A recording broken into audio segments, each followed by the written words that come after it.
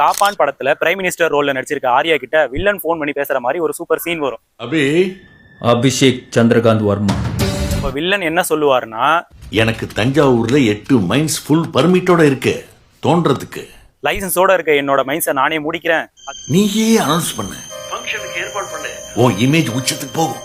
அதுக்கு பதிலா நீங்க இந்த ரைட்ஸை இப்போ நிப்பாட்டுங்க, இந்த ரைட்ஸ் எல்லாம் நிறுத்து, இப்ப என்ன பண்ணணும்னு சொல்லு அப்படின்னு சொல்லுவாரு. உடனே கூட இருக்க சூர்யா, நானே கூப்பிடுறேன். அப்ப வில்லன் கூட இருக்கவர் கேட்பாரு, ஏன் சார் இந்த காம்ப்ரமைஸ்? ஏன் சார் இந்த காம்ப்ரமைஸ்? இப்ப வில்லன் சொல்லுவாரு, முன்னாடி பாய போற அம்பு முதல்ல பின்னாடி தான் போகும் ரவி, முதல்ல பின்னாடி தான் போகும் அப்படின்னு. அம்பு பின்னாடி போகும்போது என்ன ஆகும்? வில்லு வளையும். இந்த வில்லு வளையறத பத்தி திருவள்ளுவரும் சொல்லியிருக்காரு. அதாவது வில் வளையறது எதுக்குன்னா, அம்ப வேகமா நம்மளை நோக்கி அனுப்புறதுக்கு தான். இந்த மாதிரி நம்ம எதிரிகள்ட்ட இருந்து வர பணிவான சொற்களை எக்காரணத்தை கொண்டும் நம்ப கூடாது.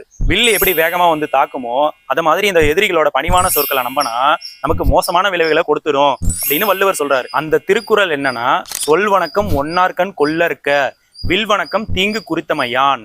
இது போன்ற மேலும் பல திருக்குறள் வீடியோக்களுக்கு எங்க சேனலை தொடர்ந்து ஃபாலோ பண்ணுங்க. நன்றி.